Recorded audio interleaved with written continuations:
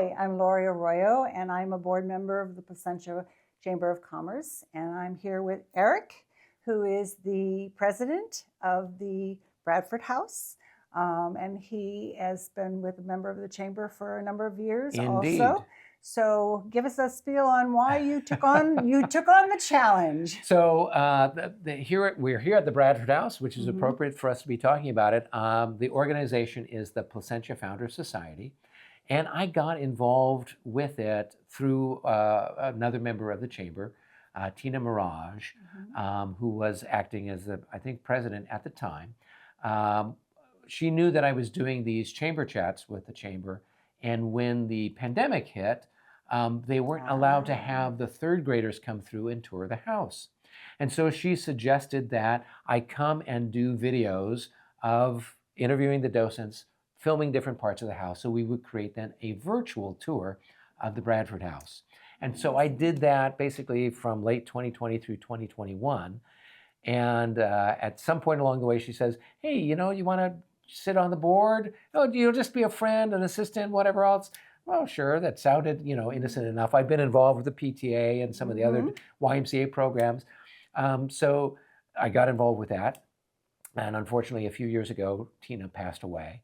And when that happened, then I was asked to then take on the position as president.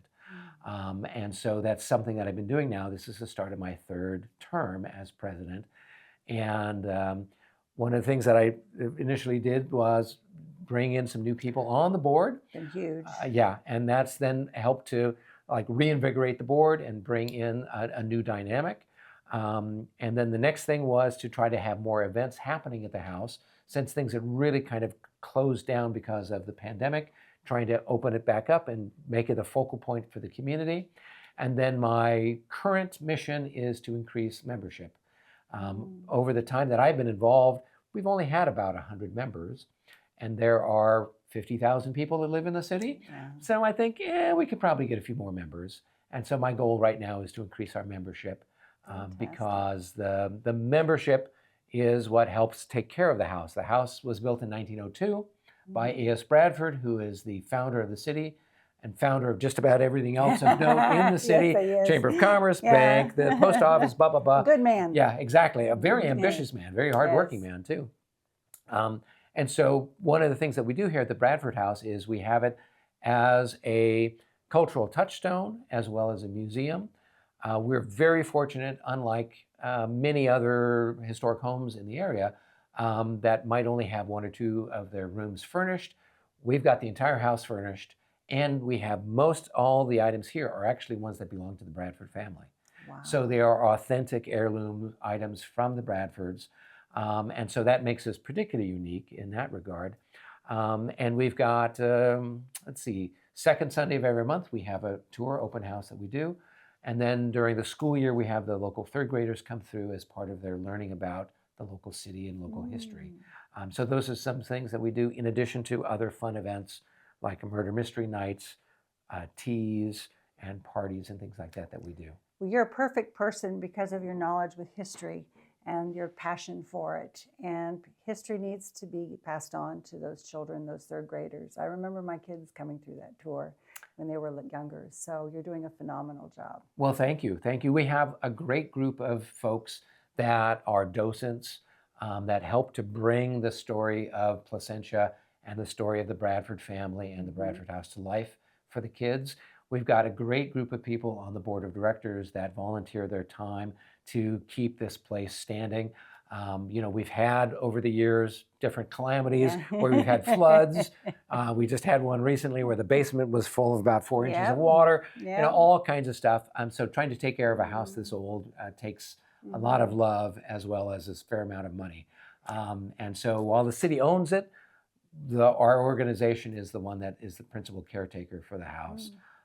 And so that's why membership and donations and things like that go a long way towards preservation. So what kind of ideas can you pass on to our viewers?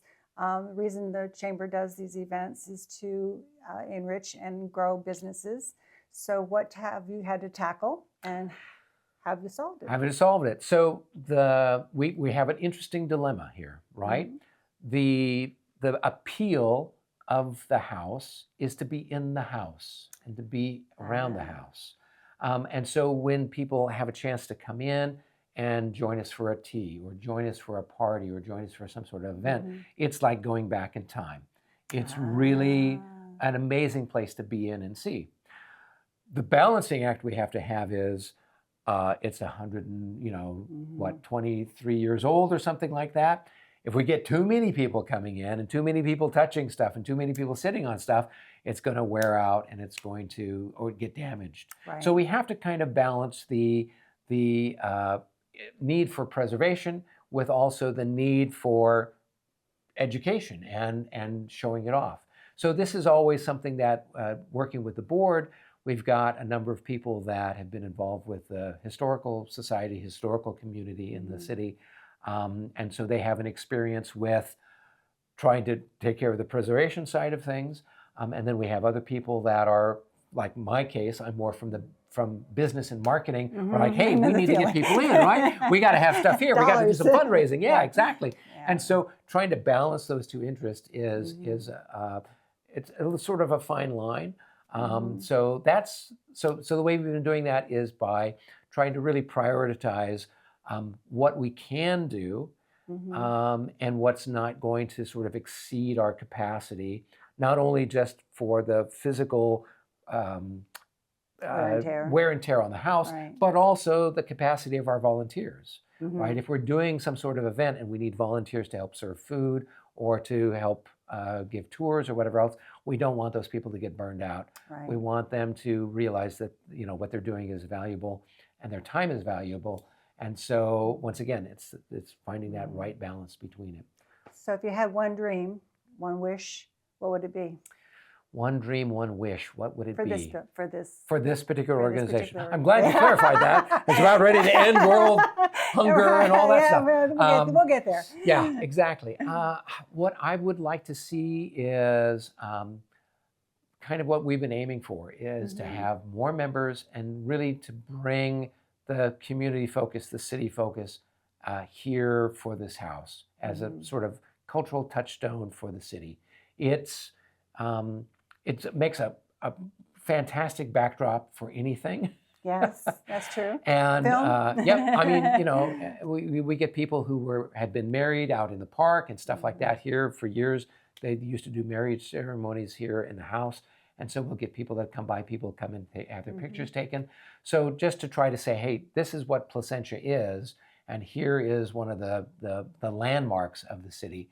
And so just to try to raise the awareness back up again with everybody, that would be what I'd like to see. Awesome. Yeah. Now you're connected with the city, but are you also a nonprofit 501c3? Yes, the number 501c3 3 is perfect. Yeah.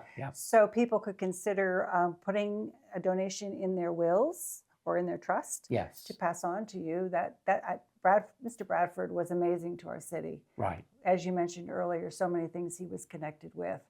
I bet he's just smiling, seeing the progress. I certainly hope he is. Yeah. We're doing our best to carry on the legacy of generosity and spirit within the city. And so, yes, we will have donations, opportunities to make donations, or to become a member just by going to thebradfordhouse.org. Very good. And that's our website, and you can just go ahead and join and become a member for as little as I think $30 a month, a year, and that goes a long way towards helping out with maintenance for the house. And then you'll get our regular newsletters that we send out quarterly, as well as have an opportunity to come and do some of the different events here at the house. Very nice.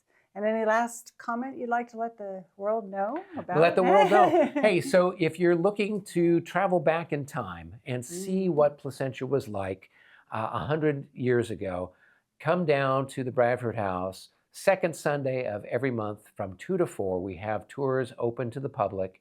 And you can check out the beautiful furnishings of the house, learn all about what was going on, learn about the citrus industry, learn about what life was like here, and have a chance to appreciate what our own lives are like now. That's a big one. From having, seen what other people had to go through in the past. And so that would be my message to everybody. Come and check us out. Okay, thank you very much, Eric. You've done a phenomenal job. Thank We you. really appreciate all of these that you do because they've really helped our community and you've put us on the map.